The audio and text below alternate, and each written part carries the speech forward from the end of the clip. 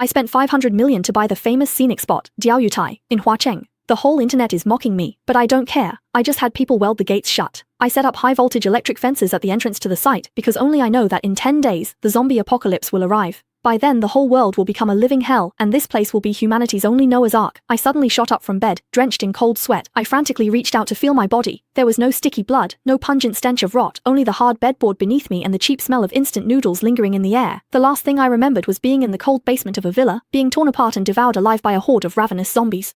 With trembling hands I grabbed the phone by my pillow. The screen lit up with a blinding white light, making me instinctively squint. February 6, 2026, the 19th day of the 12th lunar month, 10:20 in the morning. I stared fixedly at the numbers on the screen, my heart pounding wildly. I was back. I had really come back. There were exactly 10 days left until the outbreak of the zombie virus that would wipe out all of humanity. I remembered clearly that in my previous life, the zombie crisis erupted on New Year's Eve, the very day the whole country was celebrating. It was supposed to be a time for family reunions, but the virus quietly spread amidst the smoke of firecrackers. That night, countless families' New Year's Eve dinners became their last meals, separating the living from the dead. At this moment, looking out the window at the red lanterns hanging on the streets and the bustling crowds shopping for the new year, there wasn't a trace of joy in my eyes. Before I could recover from the overwhelming mix of ecstasy and fear brought by my rebirth, my phone suddenly started vibrating. An unfamiliar overseas number flashed on the screen, its location just a string of garbled characters. The moment I saw this number, my expression froze. At this exact moment in my previous life, I had also received this call. Back then, I had just woken up and thought it was an overseas scam, so I hung up immediately and blocked the number. It wasn't until the apocalypse arrived when I found an old newspaper during an escape that I saw, in the corner among the missing person notices, the news that would haunt me with regret for the rest of my life. A mysterious overseas Chinese tycoon, on his deathbed, was searching for his only relative in China, and that relative was me, an orphan. Just because I hung up that call, I missed the chance to inherit his fortune. In the early days of the apocalypse, penniless, I could only survive like a stray dog among the ruins, ultimately dying a miserable death. I took a deep breath, my fingers trembling yet resolute, and swiped to answer the call. I heard, "Hello?" Hello, may I speak to Miss Xiamo? This is William Chen, your distant second grandaunt's attorney. Sorry to bother you, but there is an urgent inheritance document. I need you to confirm it immediately. All right, where is the location? I'll head over now. If it's convenient for you, I'm currently at the executive lounge of the Yunding Grand Hotel in your city. You just need to bring your ID card. I'll be there in half an hour. I got out of bed, rushed into the bathroom, and splashed cold water hard onto my face. Staring at my young and healthy self in the mirror, my gaze gradually turned sharp as a blade. The anniversary of the loss, and that damned mysterious organization. This time, I'm the hunter.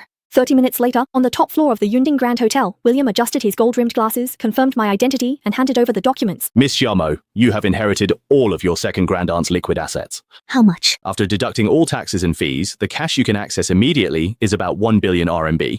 Even though I was mentally prepared for 1 billion, my hand still trembled as I held the glass. In my previous life, I thought it was only a few tens of millions. I never expected it to be a billion. In this world that's about to collapse, money will eventually become worthless paper. But in the 10 days before the apocalypse breaks out, this is the ticket to the throne of survival. Miss Xiamo, do you need a moment to compose yourself? No need. Where do I sign? Transfer the funds now. 10 minutes later, the bank notification sounded. That string of numbers, so high it made me dizzy, appeared before my eyes. Lawyer William put away the documents, stood up, and extended his hand. Congrats, Miss Xiamo. This is enough to live lavishly for lifetimes, but I still suggest some financial planning. No need for financial planning. I plan to do some big business. I walked over to the huge floor-to-ceiling window, my gaze sweeping past the bustling city. Looking toward the distant riverside, I saw the massive, brilliantly lit, ancient-style architectural complex built along the cliff. It's the landmark of this city of flowers, a must-visit spot for countless internet celebrities. Diaoyutai. I turned around, pointed at the building perched on the sheer cliff outside the window, and said to the stunned lawyer, Lawyer Chen, you must have a wide network, right? Help me get in touch with the developer of Diaoyutai. I want to buy it. At 2 p.m., in the Diaoyutai Operations Center meeting room, I slapped a black and gold bank card onto the table. 500 million, paid up front. I want full ownership and operating rights of Diaoyutai for 70 years. By midnight, this place must become. Miss Jia, with hundreds of businesses and thousands of tourists, the penalty fees alone. The penalties are huge. I'll pay double. Any business moving out within 2 hours gets an extra 200,000. Don't be a second late. They get nothing. Are you sure the contract has been signed? No refunds. At 4 p.m., the scenic area announced it was closing. Merchants tried to protest, but given double penalties and a 200,000 yuan reward, their anger became pure joy. Move right away. The lengthy eviction finished quickly with cash incentives. Compensated tourists left happy, and the story soon went viral.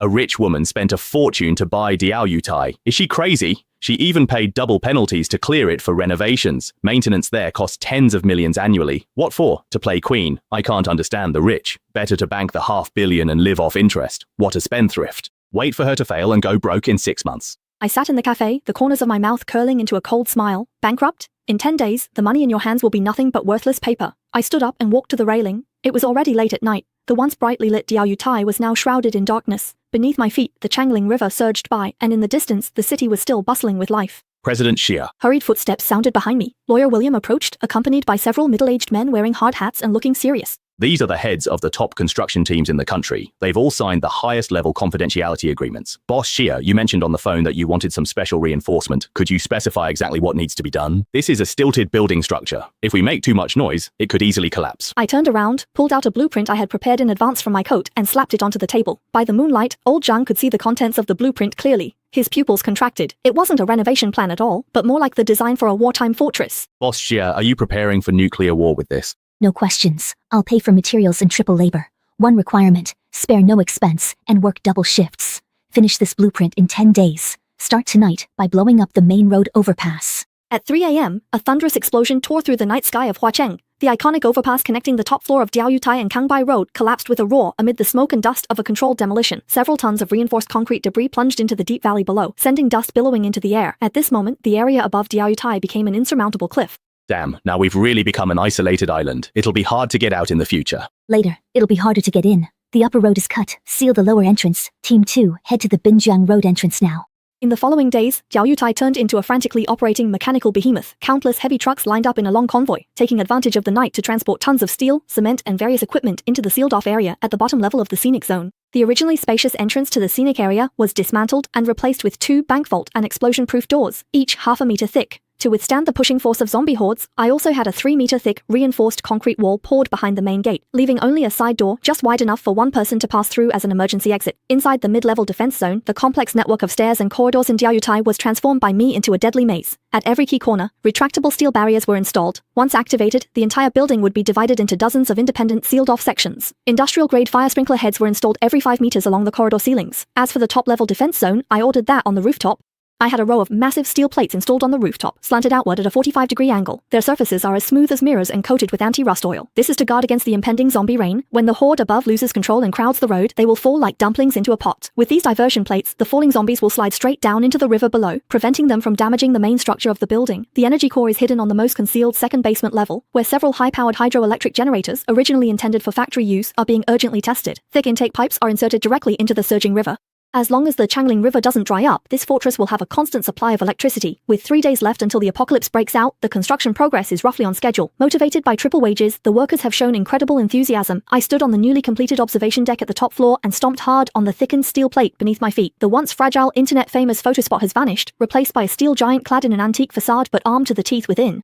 That's about it, old Zhang. Have the workers clear the site. I'll give them an extra month's pay so they can hurry home and spend time with their families. Old Zhang thanked me profusely and left with the workers. As the last construction vehicle drove away, the massive blast-proof doors slowly closed. A dull rumble echoed as the doors closed, and the entire Diaoyutai fell into silence. Only I remained, along with a German shepherd that had somehow wandered in. That black and white dog, Dahe, tilted his head and barked at me, his eyes shining with a clear, foolish innocence. I was stunned for a moment, then smiled. In my previous life, I found this dog after the apocalypse. I never expected that in this life he would come to me on his own. Since you're here, don't leave. From now on, this will be our home. Come on, let me show you all the good stuff we've stockpiled. Suddenly, the lights came on. The 4th floor hall of Diaoyutai, which used to be a tourist hub, now presented a breathtaking visual impact. It was no longer a bustling commercial street, but a massive warehouse. I led Dahe through the mountains of supplies piled high. Zhang Zhijian led the way like a queen inspecting her domain. In Area A, the source of life, half the hall was stacked to the ceiling with bottled and barreled water from both urban and rural areas. Although we were right next to the Changling River and didn't lack water sources, in the early days of the apocalypse, water supplies could easily become contaminated. This pure water would be enough for me alone to drink for 50 years. Next to it were hundreds of boxes of all kinds of beverages, Coke, Sprite, Red Bull, you name it. Area B was a paradise of grains, a true granary, with thousands of bags of vacuum-packed northeastern rice and flour. Stacked neatly like walls, there were piles of dried and instant noodles. I even had cold storage for self-heating hot pots, packed with 5,000 vacuum-sealed bases. Area C held the meat. Several commercial freezers ran at full capacity, filled with sides of pork, beef, lamb, and boxes of chicken wings and ribs. These stay preserved for years when frozen. In the corner, dozens of boxes of imported canned goods were stacked as my emergency supply. The area for weapons and medicine was hidden away in an inconspicuous storage room. I unlocked the fingerprint lock. Inside, there was no food, only several heavy black engineering cases. When I opened the cases, a cold metallic gleam caught my eye. These were contraband items I had spent a fortune to acquire from the black market. A few compound crossbows fitted with silencers, dozens of high-voltage stun batons, several boxes of Molotov cocktail materials, and a few sets of top-tier bulletproof vests and gas masks. Although I haven't managed to get any firearms yet, in the early days of the apocalypse, this equipment would be enough to deal with ordinary zombies and looters. It was already enough. On the shelf beside me was a stockpile of medicines I had gathered by emptying out 3 pharmacies: antibiotics, painkillers, bandages, and vitamins. In the apocalypse, a single amoxicillin pill could be traded for a life. On February 16, 2026, New Year's Eve, there were 10 minutes left before the outbreak of the apocalypse. The night sky over Huacheng was lit up by fireworks, and the deafening sound of firecrackers rang out one after another, masking the occasional strange howls coming from the corners of the city. I sat at the top-floor luxury observation deck of the Diaoyutai, with a table set for a sumptuous New Year's Eve dinner, braised pork and steamed perch. There were also boiled shrimp and a bubbling 9-grid hot pot on the table. Dahe was sprawled under the table, gnawing furiously on a huge saucy bone. I poured myself a glass of red wine, gently swirling it, and raised a high-powered military telescope to look across the river, toward the direction of the X9 laboratory. According to news from my previous life, it was a laboratory accident there that caused the virus leak. At 11:58 p.m., a strange red light suddenly streaked across the distant sky. At 11:59, the red light crashed down, and a massive mushroom cloud rose up in that direction. At midnight, as the New Year's bell tolled, almost at that very instant, I saw through the telescope that the crowd around the laboratory suddenly collapsed like dominoes, then stood up again in grotesquely twisted postures. They began to frantically attack their family and friends who hadn't yet reacted. It had begun. I put down my wineglass and pressed the master control switch on the wall. All external passages of the fishing terrace were completely sealed off. Heavy steel plates thundered down, cutting this place off from the hell outside. I picked up a slice of beef tripe and dipped it up and down in the boiling chili oil. The apocalypse had arrived. February 17th, 2026, the first day of the Lunar New Year. On what should have been a day for visiting relatives and exchanging New Year's greetings, Huacheng was plunged into a deathly silence, which was soon shattered by heart-wrenching screams. The speed at which the virus spread far exceeded imagination. In just one night, the airborne primary virus had already infected those with weaker constitutions. After mutating, these people went on a frenzied biting spree, causing the infection rate to skyrocket exponentially. At this moment, the fishing terrace, perched like an isolated island on a sheer cliff, was like a Noah's Ark. I stood behind the bulletproof glass on the first floor, holding a cup of hot coffee in my hand, coldly overlooking Binjiang Road below, the once bustling Binjiang Avenue. Now, it had become a scene of carnage. Several out-of-control cars had crashed into each other, erupting into raging flames. Blood-soaked crowds were fleeing in panic, with a group of stiff, tireless monsters in relentless pursuit behind them. Ah! Help! Help! A group of survivors noticed something unusual about the fishing terrace. The entire city was plunged into darkness and chaos. Yet here, the gates were tightly shut, the walls stood tall, and faint lights could even be seen inside. Driven by the instinct to survive, they surged frantically toward the lower entrance of the fishing terrace. But when they finally arrived, gasping for breath, the scene before their eyes, everyone's hearts instantly sank to rock bottom. The once spacious and grand entrance to the scenic area had long since disappeared, replaced by a cold, massive, blast-proof steel gate, exuding an aura of deadly seriousness. Not only was this gate firmly welded to the bunker, but the seams were also filled with thick concrete, as if the entire mountain had been completely sealed off. Open the door. Please open the door. Is anyone inside? I'm the director of the construction bureau. Let me in. I have money and influence. Please open the door. I'm begging you. My child is only 3 years old. Just let him in. I don't even need to go in myself. Dozens of survivors crowded in front of the blast-proof door at the bottom level of the Diaoyutai shelter. They were frantically pounding on the heavy steel door. Some even picked up stones and bricks from the roadside, trying to smash it open. I stared expressionlessly at the surveillance feed. That middle-aged man who claimed to be the director was swinging a brick at the doorbell camera, cursing as he did so. Listen, if you don't open the door, I'll send people to tear down this illegal building. On the outskirts of the crowd, several zombies were staggering closer, drawn by the scent of living people. In the bedroom, the last thing you could trust was human nature. I pressed the intercom button, and my cold voice blasted through the loudspeaker outside the main door. Clear the doorway now. Private property. Trespassers will die. The crowd froze for a moment, then erupted. A surge of fury. Forget your private interests. You have food in there, so share it now. Let's all rush and break down the door. This heartless woman is letting us die. She's hiding right under that tree by the cave. Several strong men found a thick steel pipe and started ramming the reinforced door. The dull thuds of impact made my expression turn completely cold. Since they're looking for death, I'll grant their wish. I took a compound crossbow from the weapon crate beside me, opened a slit in the observation window, and aimed at the most aggressive section chief. The next second, a steel crossbow bolt pierced through his shoulder, the tremendous force pinning him to the wall behind. His screams instantly drowned out all the commotion. Everyone looked up in terror at the dark muzzle of the shooting port above. The next shot will go through your head. You have 10 seconds to get lost or die. The fear of death finally outweighed their greed, and the crowd screamed and scattered in all directions. But it was all too late. The sounds of the earlier crash and screams had already attracted zombie lions from hundreds of meters around, who surged in from the street corners, pouncing on those who hadn't run far, knocking them to the ground. Blood splattered, and the screams rose and fell. On the other side of the Diaoyutai, a few mutated zombies with faster speed were actually trying to climb up the outer wall of the cliff using the drain pipes. I sneered and gently pressed the red button on the control panel. In an instant, blue arcs of electricity exploded across the metal tiles on the outer wall of Diaoyutai. The few zombies that had climbed halfway up the cliff convulsed violently, black smoke rising from their bodies. They couldn't even scream before they were charred and fell into the river below. I put down my compound crossbow and turned to walk back inside. I tossed Dahe some beef. It's the third day since the apocalypse began. The sky over Huacheng is shrouded in thick black smoke, the haze formed by countless fires merging together. The air is filled with the pungent smell of burning and the nauseating stench of rot and decay. The once bustling fog city, had fallen. My past life's memories warned that today most global communications would fail and utilities would vanish within a day. Civilization would regress to a primitive era. Yet, life inside the Diao Yutai was overly comfortable. Red oil bubbled in the pot, the beef tallow aroma spreading. I dipped a piece of tripe into the broth, wrapped it in garlic sauce, and swallowed it. I gulped down cold beer with a satisfied sigh. The black dog at my feet lay bored, gnawing on premium ham. Its disdainful look suggested, "Meat again? I want dog food." I glanced at him and annoyed tossed him some wagyu. Be grateful for what you have. Others are eating tree bark right now. Just as I said, looking out through the one-way bulletproof glass on the first floor, the world outside is a living hell. The streets are filled with wandering zombies, and occasionally a survivor will dash out from their hiding place to search for food, only to be instantly swallowed up by the horde. From time to time, people in the once towering buildings leap to their deaths in despair. At that moment, a familiar yet strange whistle pierced through the thick glass, faintly reaching my ears. My hand, which was preparing food, suddenly froze. That sound. I walked over to the floor-to-ceiling window and picked up the high-powered binoculars to search below. In a blind spot beneath the fishing platform, a man in tattered clothes, covered in blood, was hiding behind an abandoned bus. Clutching a makeshift whistle in his hand, he was desperately blowing it in the direction of the fishing platform. That face, even though it was smeared with dust and blood, I would recognize it, even if he turned to ashes. Zhou Nian, the man I cherished like a treasure in my previous life, the one I swore to protect with my life, the one who, when I was feverish and weak, fought to snatch the last piece of bread. The fiancé who pushed me to the zombies has finally arrived. Seeing his fearful, calculating face through the binoculars, I smiled cruelly. In my past life, Zhou Nian found me on day 3, using our secret dating code to trick me into opening the door. Back then, I thought it was fate, sharing my food and getting injured to protect him. In the end, he betrayed me, leaving me with a bone-deep hatred.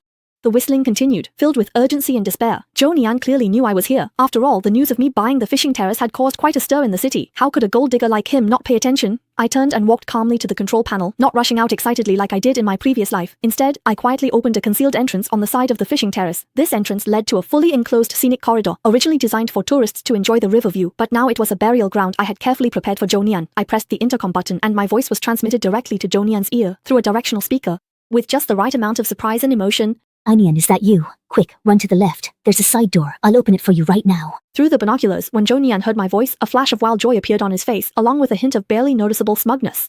Momo, I knew you were here. I'm so scared. Please save me quickly. Zhou Nian stumbled and rushed toward the slowly opening side door. Watching his anxious figure from behind, I picked up my wine glass and took a gentle sip. Come in, my love. The gates of hell have already opened for you. Zhou Nian staggered into the fully enclosed scenic corridor. The heavy door behind him immediately locked itself, cutting off the noise and shouting from outside in an instant. All that remained in the corridor was a deathly silence and his ragged breathing. Zhou Nian wiped the blood and grime from his face, his eyes darting around. He called out, Momo, where are you? This corridor was about 20 meters long, with both sides made of fully transparent high-strength glass. Underfoot was a suspended walkway of tempered glass. Through the glass, you could see the surging river 100 meters below, as well as the densely packed horde of zombies. From the loudspeaker at the end of the corridor came a voice. It's my voice. I'm up ahead. Onion, are you hurt? Hurry over here. I miss you so much. Momo, I miss you so much too. I thought I'd never see you again. Through the zoomed-in footage from the 4K HD surveillance, I could clearly see his right hand tightly gripping the tattered designer bag, the veins on his wrist standing out, revealing his intent. That was the posture of someone holding a knife. And based on what I know about this man, he's so greedy for life and afraid of death that there's no way he'd dare cross several kilometers of zombie hordes alone. There must be someone behind him. I suspect the mysterious organization's hunting squad is lurking nearby, and he's just a decoy sent to scout the way. As long as he can trick me into opening the gate, he can take my head and exchange it for that so-called Noah's Ark ticket. If he wants to put on an act, then I'll play along with you all the way. Just as he walked to the center of the corridor, the 2 steel gates at the front and back suddenly dropped at the same time, completely sealing off the 20-meter corridor and turning it into a tomb. Momo, what's going on? Why did the doors close? I'm standing right. Looking down at him from above the glass, holding that unfinished glass of red wine, the ceiling above the corridor slowly opened, revealing a thick layer of bulletproof glass. For safety reasons. Momo, why are you looking at me like that? I'm a Nian. I'm your fiancé. I know you're Zhou. Because it's you, I'll treat you right. What do you mean by that, Xiaomo? Don't forget, you're an orphan. I was the one who didn't mind that you were poor and still got together with you. Now that you have money, you want to turn your back on me? You didn't mind that I was poor. Then what about that knife in your bag? Was it meant for peeling apples for me? Zhou Nian's face instantly turned pale, and he subconsciously clutched his bag. And how's that task your mysterious benefactor gave you going? Are you human or a ghost? I'm a ghost who crawled back from hell to claim your life. I'll give you a chance. Hand over what you stole from that organization, and I can... Give you a quick death? What are you talking about? I don't know what you're... About the X serum. I know who you are. The organization's serum. You kept some. I tapped the console lightly with my finger, and the transparency of the glass walkway beneath his feet suddenly increased. The twisted faces of tens of thousands of zombies below became clearly visible. Please say 3, 2. The countdown to death crushed the last shred of his sanity. Trembling, he pulled out a metal object glowing with a faint blue light from a hidden pocket in his underwear.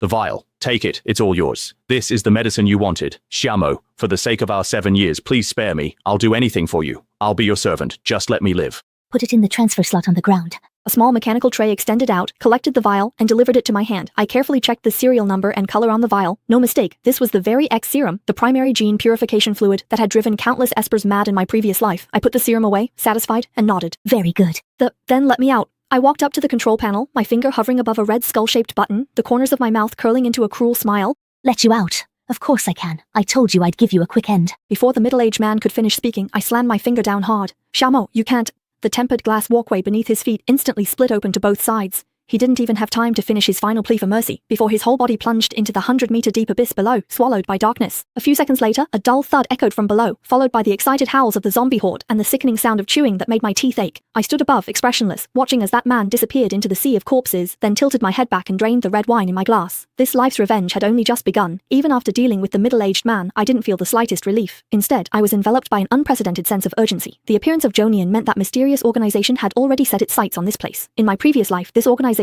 possessed terrifying technology and military power, and even established several large survivor bases in the later stages of the apocalypse. The physical defenses of Diaoyutai can hold off ordinary zombies, but they might not withstand the heavy weapons of that organization. I must become stronger. I returned to the safe house at the core area of Diaoyutai and placed the X serum, which emitted a faint blue glow, on the table. There are countless rumors about the X serum. Some say it is the key to evolution, while others claim it is a mutagenic poison. The mortality rate for ordinary people after injection is as high as 90%, and only a very few lucky ones can awaken supernatural abilities. I took a deep breath, picked up the syringe I had prepared in advance, and drew up the blue liquid. The cold needle pierced my vein, and as I slowly pressed down the plunger, that force known as purification was injected into my body. Within 2 or 3 seconds, an intense pain erupted, as if countless ants were gnawing at my veins, or as if someone had poured molten lava into my brain. I let out a miserable scream and fell off the chair onto the floor, my body curling up like a shrimp, every muscle convulsing violently. It was the agony of genetic recombination. Every cell was shattering, every neuron reconnecting. My consciousness began to blur, and countless bizarre hallucinations appeared before my eyes. I seemed to see metal flowing, hear electricity singing, and even felt my soul leaving my body, merging into the steel walls around me. I don't know how much time passed, maybe an hour, maybe an entire day, before I opened my eyes again, and the world had changed. The once dimly lit safe house.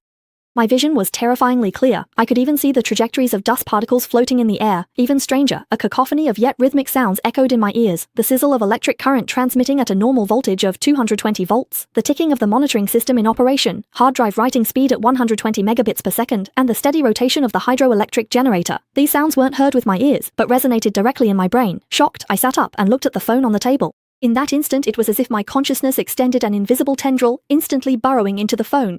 Without needing to touch it, the phone screen lit up automatically. Countless lines of code flashed through my mind. I could even directly read the underlying data in the phone's chip. This was mechanical affinity. With a single thought, I looked at a spare metal chair in the corner and let out a low shout, focusing my mind. To my astonishment, the 10-pound metal chair actually began to wobble and float into the air. Then, under the force of my will, the hard steel pipes bent as if they were rubber. The metal twisted and deformed, and finally, in midair, was kneaded into a solid iron ball. I gasped for breath, sweat covering my forehead, but the wild joy in my eyes was impossible to hide. Not only could I control electronic devices, I could also directly manipulate the form of metal. Although my effective control range was currently only about 10 meters with myself at the center, this was already enough to defy the natural order. With this ability, I was no longer on the defensive. I closed my eyes, raised my hands slightly, and blue arcs of electricity danced at my fingertips. The scrap metal in the corner seemed to be summoned, flying up into the air one after another, disassembling, reorganizing, and merging under an invisible force field. Steel plates became armor, hydraulic rods turned into powered joints, and circuit boards connected themselves automatically. 10 minutes later, a rough industrial and violently beautiful prototype of a simple exoskeleton armor floated quietly in front of me. I stepped forward and put on this still warm suit of steel. As the armor closed and the power assist system activated, I threw a light punch which sliced through the air with a sharp sound and smashed the solid wood table in front of me to pieces. This is power. I clenched my fist, encased in steel. Looking at myself in the mirror, I resembled a futuristic female warrior. Mysterious organizations, tanks, cannons. Come on, let me see whether your firepower is tougher, or my steel is harder. On the 5th day after the apocalypse broke out, the howls of zombies outside the Diaoyutai grew more and more intense. As time passed, more and more zombies gathered below the Diaoyutai. Outside the blast-proof door on the ground floor, a thick wall of corpses had already piled up, almost reaching the windows on the 2nd floor. It had to be cleared out. I put on my homemade exoskeleton armor. Standing on the 3rd floor terrace, these zombies were now the perfect targets for testing my new abilities. I stretched out my right hand, palm aimed at an abandoned metal streetlight pole outside the terrace railing. With a thought, that streetlight pole, weighing dozens of kilograms, was uprooted with a harsh screech of twisting metal, lifted into the air, and deformed. A flash of blue light, and the pole instantly disassembled, transforming into more than a dozen razor-sharp metal javelins that hovered around me. Hush! With a flick of my finger, the javelins whistled through the air, hurtling downward with a piercing sound. Below, on the mountain of corpses, each javelin seemed to have a life of its own. After piercing through a zombie's skull, it didn't stop. Instead, under my mental control, it pulled out, spun, and struck again, black blood splattering, severed limbs flying everywhere. In just a minute, the pile of corpses that was about to reach the second floor was cut down by half, with at least 50 zombies slaughtered by the javelins. When I recalled the javelins making them fly back to the terrace, a sudden wave of intense dizziness hit me, my legs went weak, and I nearly collapsed to the ground. Gripping the railing, I gasped for breath. My vision kept going black, and I was overwhelmed by an unbearable sense of hunger. This hunger wasn't the emptiness in my stomach, but rather every cell in my body craving energy. To my horror, I realized I was feeling a strong urge to eat the gilded decoration on the railing beside me. Before my mind could react, my body moved on its own. I tore off that piece of gilded ornament and stuffed it into my mouth as if I were eating chocolate. The hard metal melted instantly as it entered my mouth. It wasn't just a physical melting. It felt more like some kind of energy absorption. A warm current surged from my throat and spread throughout my body, and my previously depleted mental strength recovered at an astonishing speed.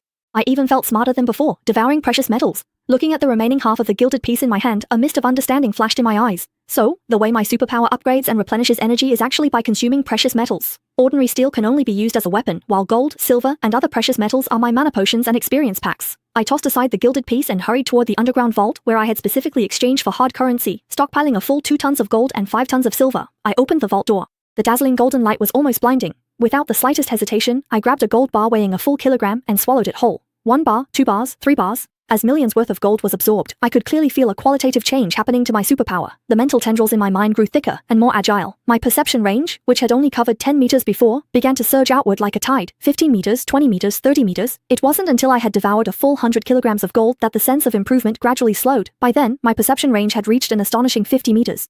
The precision of my control also improved dramatically. Previously, I could only crudely mold metal into balls or javelins. Now, with just a thought, a silver bar in my hand disassembled and drew out filaments in midair, finally weaving itself into a lifelike metal butterfly, with even the patterns on its wings clearly visible. Within a 50-meter range, I could manipulate at the micron level. I clenched my fist, feeling the surging power within me. Just then, my mechanical affinity ability in my mind suddenly picked up an unusual radio wave. It wasn't ordinary broadcast static, but an encrypted military communication frequency. I closed my eyes and instantly tuned into that signal, beginning a brute force decryption. A few seconds later, a cold, sinister voice echoed in my mind. Falcon Squad reporting, 10 kilometers from the target location, Diaoyutai. Confirmed that the target possesses heavy fortifications, requesting approval to use heavy weapons for a direct assault. Approved. Obtain the X serum at all costs. Anyone who tries to stop you is to be killed without mercy. I looked toward the distant highway where dust rose. They finally arrived. I smiled coldly, turning to the control panel. After swallowing so much gold, it's time to test my blade. In the inky night, fire flickered among Huacheng's ruins. I stood in the Diaoyutai command room, hands pressed down. Standing at the console, I no longer needed to look at the screens. Every surveillance camera, electronic device, and even every wire buried within the walls within a 50-meter radius of Diaoyutai had become extensions of my senses. Through the recently intercepted encrypted communications, I had already pinpointed the enemy's location. On an abandoned highway across the river, a convoy, consisting of 3 heavily modified off-road vehicles, 1 infantry fighting vehicle, and 2 trucks packed with soldiers, was speeding toward us like ghosts. What made me even more wary was the small-caliber autocannon mounted on top of the infantry fighting vehicle, and at the very end of the convoy, they were towing a howitzer covered with canvas. It seemed that mysterious organization was absolutely determined to kill me. I let out a cold laugh. This kind of firepower would be enough to attack a small military outpost, yet they were using it against a private shelter. It was like using a sledgehammer to crack a nut. But I was no longer the ordinary person from my previous life, someone to be slaughtered at will. Since you've come with heavy weapons, don't blame me for fighting without mercy. I closed my eyes and unleashed my abilities to the fullest. Step 1. Reinforce defenses. My thoughts flowed, and the 2 already thick blast doors at the base of Diaoyutai began to undergo a strange transformation. I manipulated the several tons of spare steel stored in the storeroom, making them flow like liquid, layer upon layer, covering the surface of the blast doors, sprouting menacing metal spikes from the once smooth panels, as if 4 at once. At the same time, I rearranged the molecular structure of the metal inside the door panels, greatly increasing their density so that their hardness rivaled the frontal armor of a tank. Step 2. Upgrade the traps. The intricate stairways and corridors inside Diaoyutai had now become a true death maze. I severed all the originally fixed metal handrails, sharpening one end to a blade-like edge, then used my abilities to make them float in mid-air, hidden in the shadows at the corners. The moment anyone rushed in, these handrails would instantly become deadly flying blades. Step 3. I donned Wengsun's upgraded exoskeleton, its surface shimmering with a faint golden glow, and its capabilities vastly enhanced. In my hand, I carried a heavy electromagnetic nail gun made from rebar and car springs. C4 explosives. Hasted bot at home. I patted the dog, who was cowering and trembling in the corner, then turned and walked toward the elevator leading to the middle level. As the elevator doors slowly closed, that encrypted communication once again sounded in my mind. Falcon Squad reporting in. We're at the Diaoyutai perimeter. Drones show the main gate is closed and there are no signs of heavy counterfire. Very well. No need for negotiations. Prepare for the first volley. Blow the main gate open for me. Copy that. Open fire.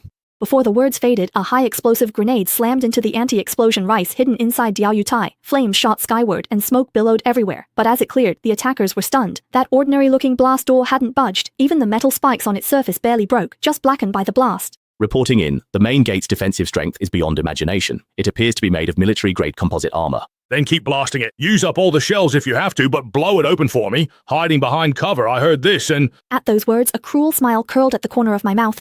Go ahead, keep blasting. Blow it up all you want. When you've run out of ammunition or finally break in, you'll realize this place is no refuge at all.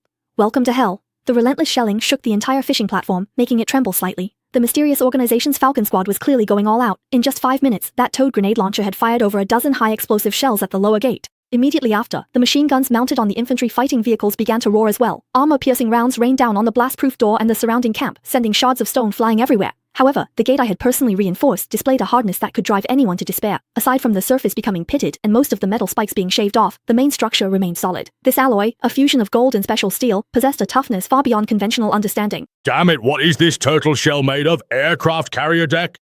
Captain, we're almost out of shells. If we keep blasting like this and collapse the mountain, we won't be able to get in either. Cease fire. Bring the tank up and ram it open for me. The tanks he mentioned were actually 3 heavily modified heavy engineering vehicles. Their fronts were fitted with massive mini demolition drills and hydraulic ramming systems. After being radically upgraded, their horsepower rivaled that of real tanks. The roar of their engines suddenly grew louder as the 3 steel behemoths belched black smoke, their treads crushing the corpses on the ground. With an air of relentless determination, they charged toward the already somewhat deformed gate. The first vehicle slammed hard into the door, the tremendous impact producing a tooth-aching screech as the entire gate twisted. The rocks at the joints began to crack. Then the second and third vehicles crashed into it one after another. Finally, after the relentless battering, the right hinge of the door gave way under the strain. With a thunderous crash, the heavy blast-proof door collapsed, revealing the deep, dark passageway behind it. The door's open, it's open. Everyone follow me. Whoever gets the serum gets a 1 million reward. The bold commander was overjoyed, waving his assault rifle as he led dozens of fully armed mercenaries, surging in behind the armored vehicle like a tide. But they didn't notice that, deep in the darkness of the corridor, a pair of eyes was watching everything. Welcome to my labyrinth. I stood in the control room on the 3rd floor, clapping my hands together as I activated my powers. Metal frenzy, sizzling sounds filled the air as the mercenaries who had just rushed into the 1st floor lobby. Before they could even look around, a metallic scraping sounded from above. What's that? A soldier looked up in horror as ceiling panels, ventilation ducts, and steel bars twisted free, transforming into sharp spikes that rained down. The front soldiers were instantly skewered like porcupines. The red-hot armored vehicle was also pierced by thick beams, causing the engine to spew thick black smoke. It's an ambush, it's a trap. Fall back. Fall back. The bold commander was scared out of his wits and turned to run, but at that moment, the metal debris and wreckage from the collapsed gate began to gather together again under some invisible force, sealing off their escape route. Since you've come in, don't even think about leaving. With a single thought, the hidden flying needles in the stairway railing were instantly activated. They traced ghostly arcs through the air, targeting any enemy trying to find my body. This was a one-sided massacre. In the narrow and complex indoor environment, my metal manipulation abilities were nothing short of godlike. I didn't even need to show myself. Just a flick of my fingers was enough. I could make this group of heavily armed thugs experience utter despair. Open fire now. Shoot upstairs on the 2nd floor. He is definitely up there. The bold commander roared in despair, raised his gun, and fired wildly at the ceiling. Bullets struck the reinforced floor above, sending up a few sparks. In response, a steel rod silently shot out from the darkness, piercing straight through the chest of the deputy beside him and pinning him to the wall. At that moment, everyone realized that what they had broken into was not a shelter, but the belly of a man-eating steel monster. The battle lasted only 10 minutes before more than half of the invading Falcon Squad was killed or wounded. The 1st floor lobby was strewn with corpses, some impaled by steel rods, some by metal plates, while those 3 once imposing modified combat vehicles had now become smoking coffins of scrap metal.